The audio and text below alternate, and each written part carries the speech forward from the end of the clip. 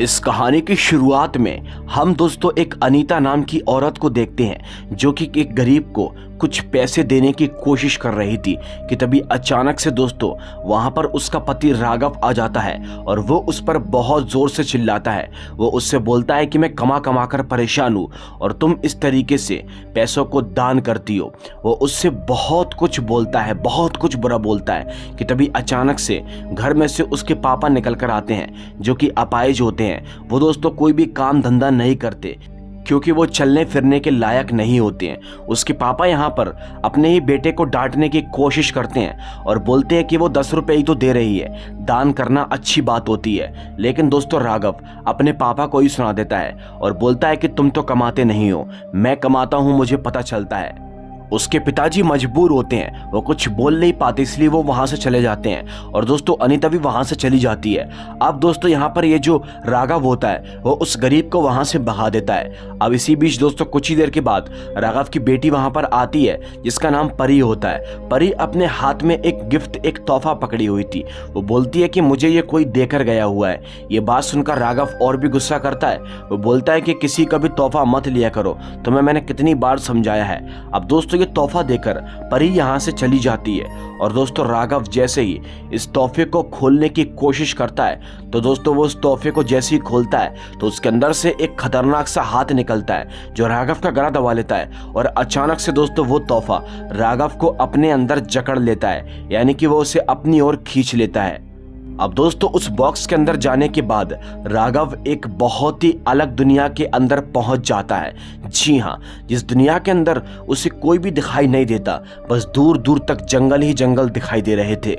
राघव उस जंगल के अंदर एक पेड़ के पास खड़ा हुआ था और उसी पेड़ के पास हम एक खतरनाक से दिखने वाले जिन्नात को देख पाते हैं जो कि दोस्तों उसे मारना चाहता है। लेकिन इससे पहले कि वो उसे मार पाता तभी यहाँ पर दोस्तों एक आदमी आता है और राघव को वो अपने साथ लेकर वहां से चला जाता है। वो आदमी दोस्तों राघव को अपने साथ यहाँ से भगा कर लेकर एक अजीब सी गुफा के अंदर चला जाता है। जी हाँ, अब राघव दोस्तों उस आदमी को देखकर बहुत ही शौक होता है। वो बोलता है कि मैं यहाँ पर कैसे आ गया, ये कौन सी जगह है और तुम कौन हो। लेकिन दोस्तों वो आदमी राघव से बोलता है कि तुम अब इस दुनिया के अंदर आकर फंस चुके हो, ठीक मेरी तरह मैं भी इसी दुनिया के अंदर फंस चुका हूँ। लेकिन राघव को उसकी बातों पर बिल्कुल भी यकीन नहीं होता। वो उससे बहुत गुस्सा करता है और तभी दोस्तों वो उस गुफा से बाहर निकलता है क्योंकि वो यहाँ से अपनी दुनिया के अंदर पहुँचना चाहता है। राघव को लगता है कि ये सब कुछ एक छलावा है, लेकिन दोस्तों वो जैसे बाहर निकलता है तो उसे वही खतरनाक सा दिखने वाला जिन्नात दिखाई देता है। इसे देखकर वो समझ जाता है कि ये जगह सुरक्षित नहीं है,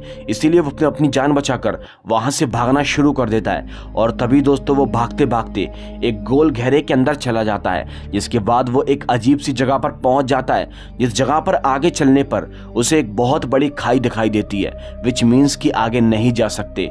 इसीलिए दोस्तों अब यहाँ पर वो जो जिन्नात होता है वो भी उसी जगह पर आ जाता है। राघव बुरी तरह से फंस चुका था, पीछे की ओर खाई थी और आगे की ओर वो जिन्नात। अब दोस्तों वो आखिर क्या करे, लेकिन कुछ ही देर के बाद हम देखते हैं कि वो यहाँ पर गिर जाता है। वो जिन्नात देखता है कि राघव खाई के अंदर गिर गया और दोस्तों ये देखकर वो फौरन ही वहां से चला जाता है। लेकिन कुछ ही देर के बाद हमको दिखाया जाता है कि राघव अभी पूरी तरह से नहीं गिरा है, बल्कि दोस्तों वो उसी खाई पर लटका हुआ है। जी हाँ, अब वो तभी यहाँ पर अपनी दम और अपनी हिम्मत को दिखाते हुए दोबारा किसी ऊपर की ओर चढ़ जाता है। वो फौरन ही उस जगह से बाहर निकलता है और जंगल की ओर भागना शुरू कर देता है। लेकिन अचानक से दोस्तों उसका कोई पैर पकड़ लेता है और दोस्तों ये कोई और नहीं बल्कि वही जिन्नात होता है। वो जिन्नात उसे जमीन के अंदर खींचना चाहता है, लेकिन इसी बीच यहाँ पर वही आदमी आ जाता है और वो यहाँ पर राघव की मदद करता है और उसे अपने साथ दोबारा किसी उसी गुफा के अंदर लेकर चला जाता है। राघव उस आदमी से बोलता है कि तुम बार बार मुझे यहाँ पर क्यों लेकर आ रहे हो। तो दोस्तों वो आदमी उससे बताता है कि मैं तुम्हें यहाँ पर नहीं लेकर आ रहा, तुम एक तोहफों की दुनिया के अंदर फंस चुके हो। जी हाँ दोस्तों, एक तोहफे की दुनिया। वो आदमी बताता है कि मैं भी इसी दुनिया के अंदर फंस चुका हूँ और काफी सालों से मैं यहाँ से बाहर नहीं निकल पा रहा। वो आदमी राघव से बोलता है कि अगर तुम्हें यहाँ से बाहर निकलना है तो तुम्हें मौत का खेल खेलना होगा, वही खेल तुम्हें यहाँ से बाहर निकालेगा। वो आदमी राघव को एक जगह पर लेकर जाता है और दोस्तों तभी वो उसे एक अजीब सी चीज को दिखाता है। वो बोलता है कि इस चीज को छुओ और राघव जैसे ही उस चीज को छूता है तो दोस्तों अचानक से उसे करंट लगता है और तभी वो देखता है कि उस पूरी स्क्रीन के अंदर उसे उसकी फैमिली दिखाई दे रही थी। जी हाँ दोस्तों, उसकी फैमिली के अंदर सब लोग चिंता में थे कि आखिर राघव कहाँ चला गया। राघव वहां से आवाज लगाने की कोशिश करता है लेकिन उसकी आवाज उसके परिवार तक नहीं पहुंच रही थी, बस वो सिर्फ उन्हें देख पा रहा था। अचानक से वो स्क्रीन बंद हो जाती है और तभी दोस्तों उस स्क्रीन के ऊपर राघव को एक चीज लिखी हुई दिखाई देती है जिसके अंदर ये लिखा हुआ था, अगर तुम्हें यहाँ से बाहर निकलना है तो इस जंगल की पहाड़ी पर जाना होगा। वहां पर एक पेड़ उगा हुआ है, उस पेड़ के पौधे के अंदर उसकी जड़ों के अंदर एक फूल उगा है, तुम्हें उस फूल को लाना होगा, जब भी तुम यहाँ से बाहर निकल पाओगे।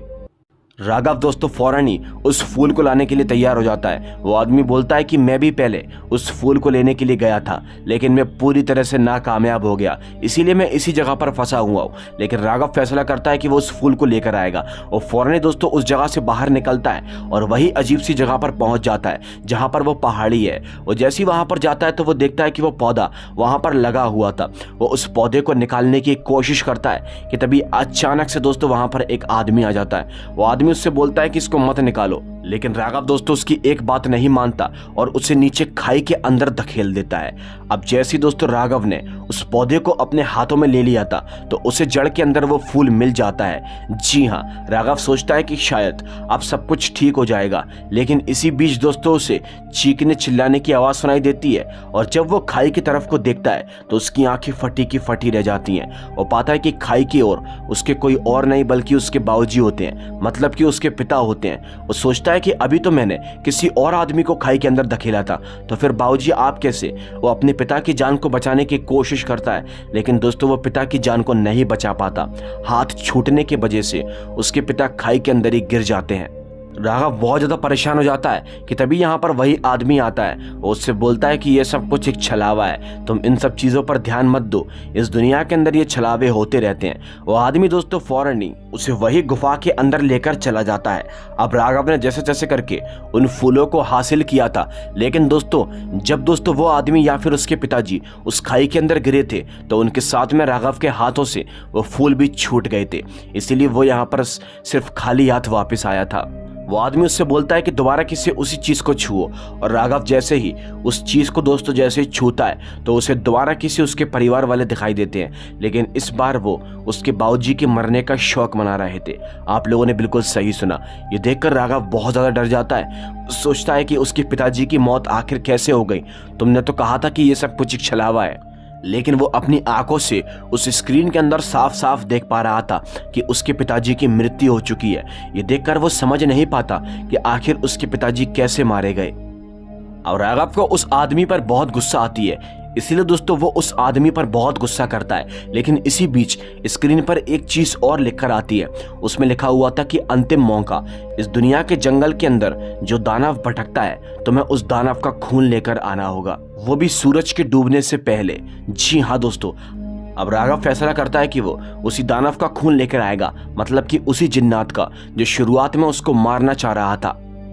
वो आदमी उसे एक हथियार देता है और तभी दोस्तों राघव उस गुफा से बाहर निकल जाता है और तभी दोस्तों वो उसी दानव को ढूंढने की कोशिश करता है। वो दानव कुछ देर के बाद उसे मिल भी जाता है। जी हाँ दोस्तों, अब तभी दोस्तों वो दानव उसके करीब आना चाहता है, उसे मारना चाहता है। वो ये मौका देख रहा था कि कैसे वो राघव के ऊपर अटैक करे, लेकिन राघव भी यहाँ पर उस पर काफी सावधानी के साथ वार करना चाह रहा था। अब इसी बीच वो दानव यहाँ पर एक छल करता है, यानी कि दोस्तों वो राघव के साथ एक छलावा करता है। वो यहाँ पर उसकी बेटी का रूप उधारण कर लेता है, जिससे राघव को ऐसा लगे कि वो उसकी बेटी है और शायद वो उसे ना मारे।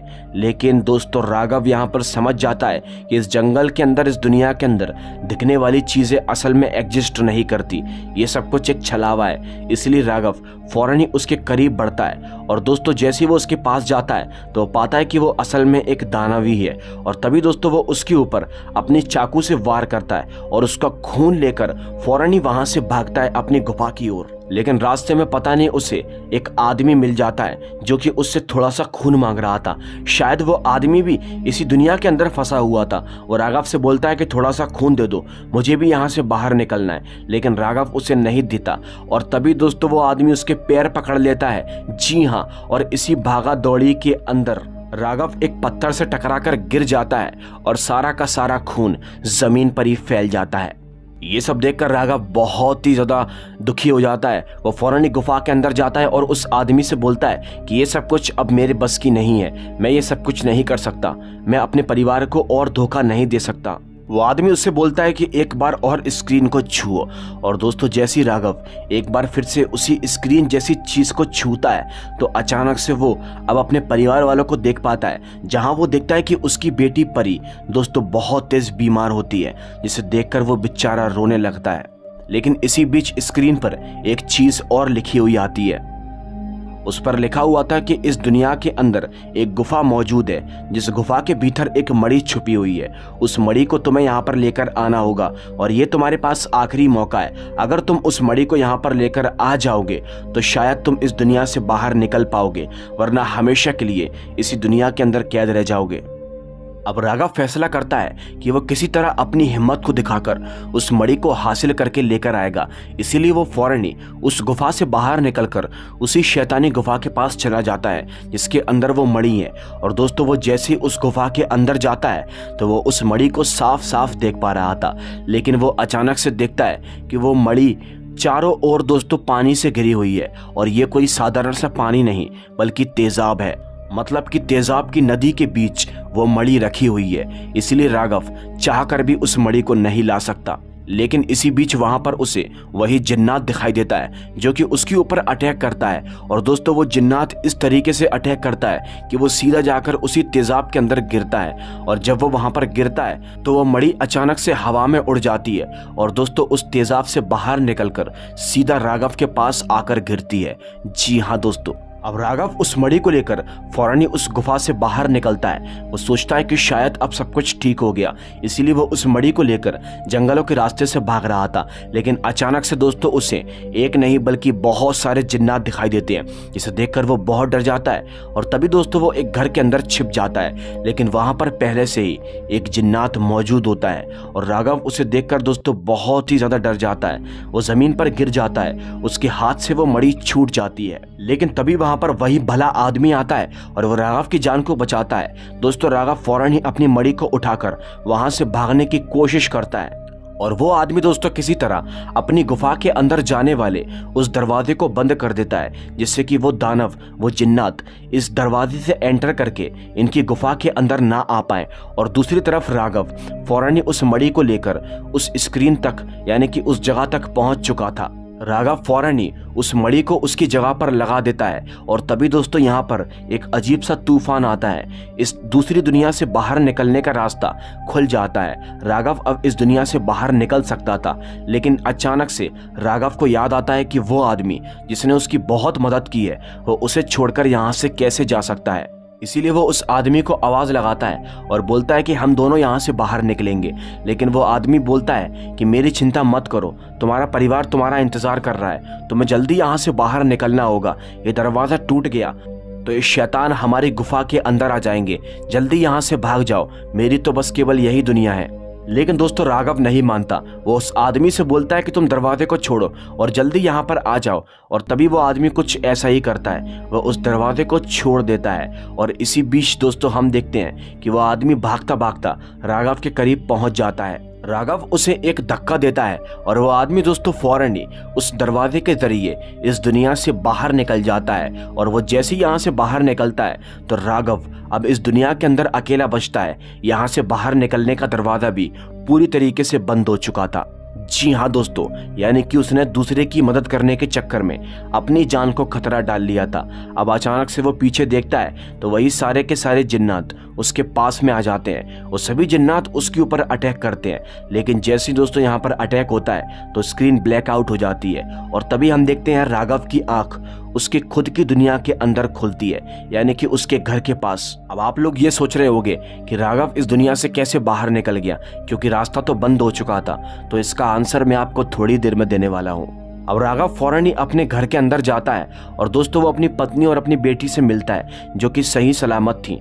अब उसे अपनी गलती का एहसास हो चुका था कि हमें किसी की भी मदद करना चाहिए, ये बहुत अच्छा होता है। ये मौत का खेल खेलकर राघव को ज़िंदगी ने बहुत कुछ सिखा दिया था। और दोस्तों आपकी जानकारी के लिए मैं आपको बता दूं, राघव उस दुनिया से इसीलिए बाहर निकल पाया क्योंकि उसने पहले अपने बारे में नहीं बल्कि उस भले आदमी के बारे में सोचा जिसने कि उसकी मदद की थी। अगर राघव खुदगर्ज बनकर पहले ही उस दरवाजे से उस आदमी को छोड़कर बाहर निकल जाता तो शायद वो अपनी दुनिया के अंदर पहुंच ही नहीं पाता, लेकिन उसने अपनी जान की परवाह किए बगैर उस आदमी के बारे में पहले सोचा और उसने ये अच्छा काम किया, तभी उसके साथ में अच्छा हुआ। एपिसोड के एंड में हम राघव के घर की खिड़की के बाहर उस आदमी को साफ साफ देख पाते हैं जो आदमी राघव के साथ उस मौत के खेल में शामिल था।